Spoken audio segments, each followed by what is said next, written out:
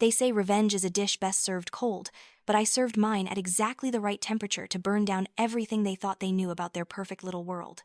My name is Bernice, though for most of my 17 years, my family preferred to call me something else entirely. Something that would make your stomach turn if you heard it spoken aloud in the sterile waiting room of a medical clinic, which is exactly where this story begins to unravel. It was a Friday night in October, the kind of crisp autumn evening that makes suburban Chicago feel almost magical. Our house on Maple Street buzzed with the familiar pregame energy that had become as routine as breathing. Mom was in the kitchen, frantically ironing Derek's jersey with the kind of precision usually reserved for surgical procedures. Dad paced the living room, checking his phone every 30 seconds and muttering about college scouts and full-ride scholarships. The whole production revolved around my younger brother Derek, the golden boy who could do no wrong, the star quarterback who carried our family's hopes and dreams on his 18-year-old shoulders. I was in my usual position during these moments, invisible and useful, cleaning up the dinner dishes while they focused their attention on what really mattered. Dad finished his call and tossed his muddy work boots in my direction without even looking up. "Storage, clean these up. Don't let them track dirt on your mother's new carpet." His voice carried that casual dismissal I had grown accustomed to, the tone people use when addressing furniture or appliances. Derek bounded down the stairs, all confidence and swagger, his Letterman jacket hanging perfectly across his broad shoulders. He spotted me crouched by Dad's boots and couldn't resist adding his own contribution to the evening's entertainment. "Hurry up, Storage. I need you to iron my backup uniform too." He deliberately shoulder-checked me as he passed, sending me stumbling toward the kitchen counter. Mom's only response was a sharp look in my direction, as if the near collision had somehow been my fault. The nickname had started years ago, back when I was 12 and they needed somewhere to put all the things they didn't want cluttering their perfect home. Extra sports equipment, Derek's trophies from previous seasons, Mom's collection of PTA awards, seasonal decorations, anything that didn't fit their carefully curated image of success. I became their human storage unit, expected to hold, organize, and produce whatever they needed, whenever they needed it. Over time, the metaphor had evolved into something darker, more dehumanizing. I wasn't just storing their belongings, I was storing their problems, their guilt, their casual cruelty. That particular Friday night, Derek had pushed himself harder than usual during practice. Coach Williams had mentioned that a recruiter from Northwestern would be at Saturday's game, and Derek was determined to make an impression. By the time he got home from his workout, he was pale and struggling to catch his breath. Mom immediately went into crisis mode, the kind of maternal panic that seemed to activate only when her precious son's future was threatened. "We're going to the clinic," she announced, grabbing her purse and car keys. "Right now, Bernice, get in the car." I had learned long ago not to question these sudden medical expeditions. Derek's health was treated like a national security issue in our household. Every muscle ache, every moment of fatigue was analyzed and addressed with the urgency of a diplomatic crisis. The fact that I was included in this particular trip should have been my first warning that something was different. City MD urgent care was busy for a Friday evening, filled with the usual mix of sports injuries and weekend mishaps. We settled into the uncomfortable plastic chairs, Mom clutching Derek's hand while he leaned against her shoulder, playing up his exhaustion for maximum sympathy. I sat apart from them, as always, observing their little performance while trying to become as invisible as possible. When they finally called Derek's name, Dr.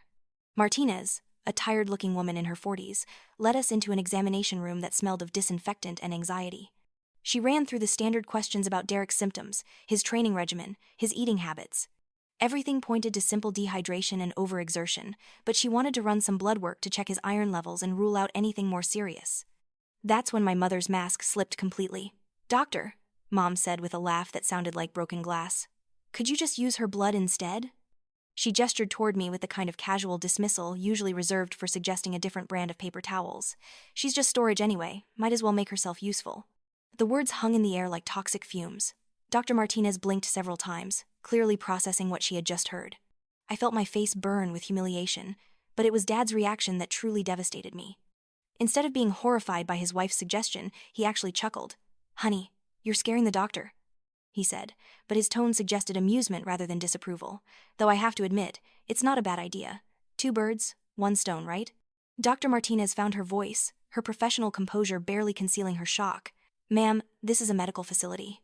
We don't take blood from one person to test for another's conditions. That's not how any of this works." But the damage was done. My mother had just suggested using me as a medical test subject in front of a stranger, and my father had endorsed the idea. Derek, meanwhile, seemed completely unbothered by the conversation happening around him, scrolling through his phone as if his parents hadn't just suggested harvesting his sister's blood like she was livestock. The blood work eventually came back normal, as I had expected it would. Derek was fine, just tired from pushing himself too hard. But something fundamental had shifted in that sterile examination room. The casual cruelty I had accepted as normal for so many years suddenly felt unbearable. Dr. Martinez's horrified expression had shown me something I had been too close to see. What we called normal was actually deeply, profoundly wrong. The drive home was quiet, with Derek already planning his strategy for Saturday's game and Mom discussing which restaurant we should go to for the post-game celebration. Nobody mentioned what had happened at the clinic. In their minds, it had probably already been forgotten, just another amusing family moment that proved how clever and witty they could be. But I remembered every word, every inflection, every casual laugh that had accompanied their willingness to treat me like medical supplies. Back at school the following Monday, the nickname followed me into the hallways.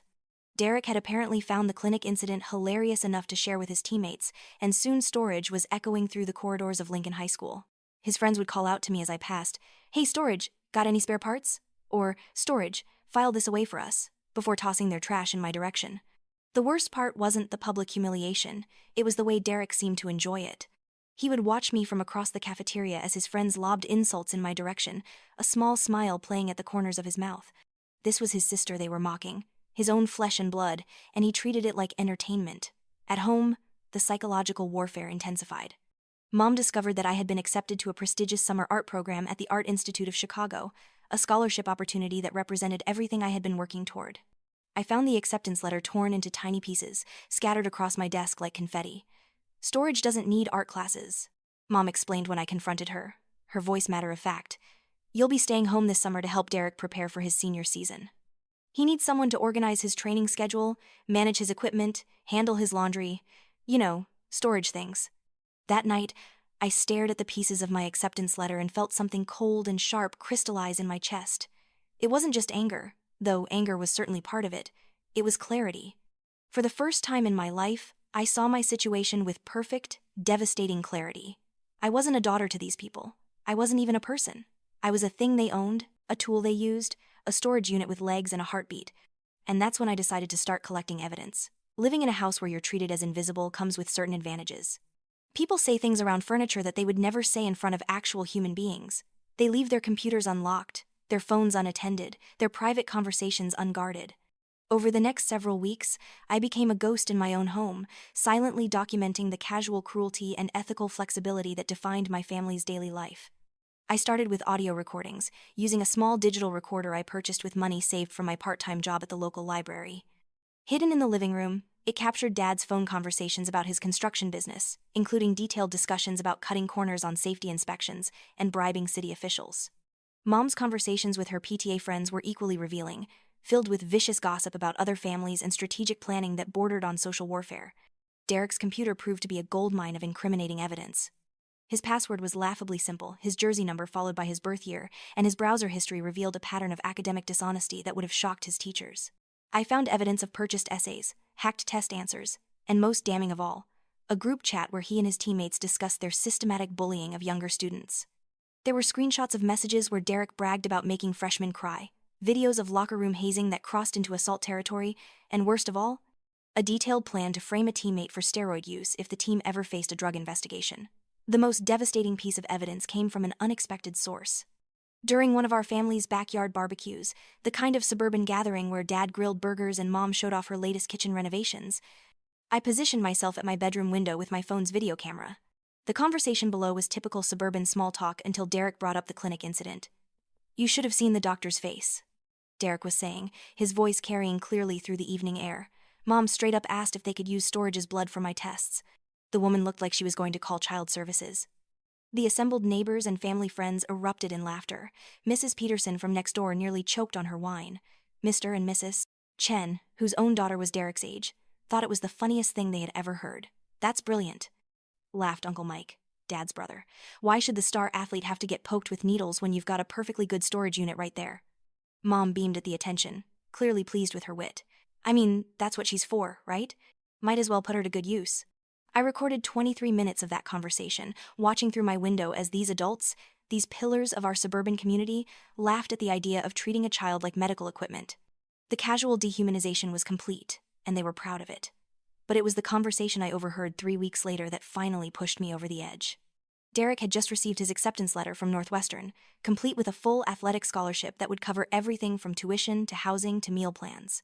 The family celebration that night was the kind of event that would have made Norman Rockwell weep with joy. There was a cake, there were balloons, there were relatives calling to offer congratulations. Dad even bought Derek a new car, a red Honda Civic that represented freedom and possibility and all the things that come with being the golden child. I watched from the kitchen doorway as Derek accepted congratulations and gifts, his future spreading out before him like a red carpet. College, success, opportunities, respect, everything I had dreamed of for myself was being handed to him on a silver platter. And why shouldn't it be? He was the star, the investment, the one who mattered. Late that night, after the guests had gone home and Derek had gone upstairs to call his girlfriend, I heard my parents in their bedroom, discussing logistics for the coming year. Their voices carried through the thin walls of our house, and what I heard made my blood run cold. Once Derek leaves for college, Mom was saying, we should think about sending Bernice somewhere too. There are some good boarding schools upstate, places that specialize in, difficult kids. Difficult? Dad's voice was skeptical. She's not difficult. She's just useless. But I suppose you're right. Without Derek here, we won't really need storage anymore. They talked about my future like they were discussing the disposal of an unwanted appliance. Boarding school wasn't being presented as an opportunity for my education. It was a convenient way to get rid of a burden. They wanted me out of sight, out of mind, filed away somewhere that wouldn't interfere with their perfect empty nest phase. I lay in my bed that night, staring at the ceiling and feeling something fundamental shift inside me. The hurt and confusion I had carried for so many years crystallized into something harder, colder, more focused. They wanted to treat me like storage? Fine. But they had forgotten something important about storage units. Eventually, someone opens them up and sees what's been hidden inside, and I had been storing up quite a collection. The timing had to be perfect. Derek's scholarship interview with Northwestern was scheduled for Thursday morning, the same day as Mom's big PTA presentation about anti-bullying initiatives. Dad had an important meeting with city planners about his latest construction project. All three of them would be vulnerable, exposed, dependent on their carefully crafted reputations. I spent Tuesday night preparing my digital arsenal. 3 separate email accounts, all created using the library's computers and untraceable back to me. The evidence was organized, labeled, and ready for distribution. I had practiced my timing down to the minute. Wednesday evening, I sat in my room and composed the emails that would change everything. To the Northwestern admissions office and Derek's high school principal, a comprehensive package detailing Derek's academic dishonesty, his bullying activities, and his involvement in hazing incidents. The email included screenshots of his purchased essays, video evidence of him harassing younger students, and the group chat where he discussed framing a teammate for drug use. The subject line read, "The truth about your scholarship candidate, Derek Morrison." To every member of the Riverside Elementary PTA, the video from our backyard barbecue, showing Mom and her friends laughing about using me as a medical test subject, along with audio recordings of her private conversations, where she systematically destroyed the reputations of other PTA members. The subject line was simple: your anti-bullying chairwoman's real values. To Dad's business partners and the city planning office, recordings of his conversations about safety violations, bribery, and corner cutting, along with documentation of his involvement in what appeared to be a bid-rigging scheme. The subject line read, "Morrison Construction, a pattern of corruption." At exactly 11:47 p.m. on Wednesday night, I hit send on all 3 emails simultaneously. Then I sat back and waited for the world to burn. Thursday morning arrived with the kind of crisp autumn clarity that makes everything seem possible. I got up early, made myself breakfast, and packed a bag with my most important belongings. I had called Aunt Rachel the night before, Mom's younger sister who had been effectively exiled from family events after she had dared to question Derek's behavior at a Christmas gathering 2 years earlier. "Bernice?" Aunt Rachel's voice had been surprised but warm. "Honey, is everything okay?" "No." I had told her honestly. "But it's about to be." The first explosion came at 7:23 a.m. Derek's phone started buzzing with calls from his coach, his teammates, and finally, the principal's office. Northwestern had called an emergency meeting to discuss some concerns that had come to light regarding Derek's application. The scholarship interview was postponed indefinitely, pending a full investigation. I watched Derek's face crumble as he read the email chain that had been forwarded to him by a friend. All of his private messages, his purchased essays, his cruel jokes about other students, everything was laid out in clinical detail. His golden future, his ticket to success, was evaporating in real time. "What the hell is this?" he shouted, running into the kitchen where Mom was preparing her presentation materials. "Someone sent all my private stuff to the school. They're saying I might not graduate." Mom grabbed the phone from his hands and scrolled through the evidence, her face growing pale. But before she could process the full implications of Derek's situation, her own phone started ringing. The PTA president was calling to inform her that her presentation had been canceled. The video of our family barbecue had gone viral in the local parenting groups on Facebook. Concerned parents were demanding her immediate resignation from all school committees. The irony of the anti-bullying chairwoman laughing about treating her own daughter as medical equipment was not lost on anyone. "This is a mistake," Mom kept saying into the phone. "This is taken out of context. You don't understand the situation." But there was no context that could explain away what everyone had seen and heard. 23 minutes of adults laughing at child abuse. 23 minutes of the community's moral leaders revealing their true character. Dad came downstairs in his best suit, ready for his big meeting with the city planners, but his phone was already buzzing with calls from his business partners. Someone had sent the planning office detailed recordings of Dad discussing illegal activities. The morning meeting was canceled. His construction company was being investigated. Contracts were being reviewed. Partnerships were being dissolved. By 9 a.m., all 3 members of my family were sitting in our living room, staring at their phones in stunned silence. The perfect life they had built on my back was collapsing in real time, and they couldn't understand how it had happened. That's when they started looking at me. "You," Derek said, his voice shaking with rage. "You did this, didn't you?" I was sitting at the kitchen table, calmly eating my cereal and watching their world burn. For the first time in my life, I felt powerful. For the first time in my life, I felt free. "Did what?" I asked innocently. "Don't play dumb, Storage," Dad snapped. "This is all too convenient. All of our private business suddenly becomes public on the same day? That's not a coincidence." Mom was crying now, her carefully applied makeup running down her cheeks in black streaks. "How could you do this to your own family? How could you destroy everything we've worked for?" I set down my spoon and looked at them, really looked at them, for what I knew would be the last time. They were still beautiful people, still successful and accomplished and admired by their peers. But now I could see the rot underneath, the casual cruelty that had shaped every interaction we had ever had. "I didn't destroy anything," I said quietly. "I just opened up the storage unit and let people see what was inside." The silence that followed was deafening. Derek was staring at me like he had never seen me before. Dad's face was red with rage and humiliation. Mom looked like she was going to be sick. "You've destroyed this family," Dad said finally. "You've destroyed everything." "No," I corrected him, standing up and walking toward the front door where my bag was waiting. "You destroyed this family 17 years ago when you decided I wasn't worth treating like a human being. I just documented it." Aunt Rachel's car was pulling into our driveway, her face tight with concern and determination. She had driven 3 hours to get here after our phone call, and I could see the love and protection in her eyes that I had been starving for my entire life. "Where are you going?" Mom asked, panic creeping into her voice. "You can't just leave. You're 17. You're still our responsibility." I turned back to face her one last time. "Actually, according to Illinois law, I can petition for emancipation, especially in cases of documented emotional abuse. Aunt Rachel has already spoken to a lawyer. I'll be 18 in 4 months anyway." "This is insane," Derek shouted. "You're going to throw away your family over some stupid jokes? We never hurt you." I stopped at the front door and turned back to look at him. My brother, my tormentor, my parents' golden child. He still didn't understand what he had done. He probably never would. "You called me Storage for 5 years," I said quietly. "You laughed when Mom suggested using my blood for your medical tests. You destroyed my acceptance letter to art school. You turned our entire school against me for your own entertainment. And you think those were jokes?" The look of confusion on his face told me everything I needed to know. In his mind, none of that had been real violence. None of it had mattered because I wasn't real to him. I was just Storage. "Bernice," Mom called as I opened the front door. "Please, we can fix this. We can go to counseling. We can be better." I paused on the threshold, breathing in the cool autumn air that smelled like freedom and possibility.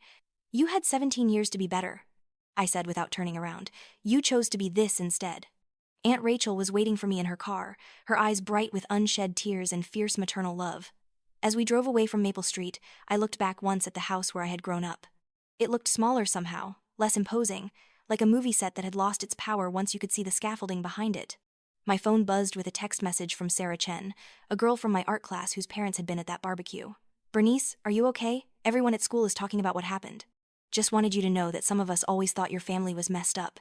You deserve so much better."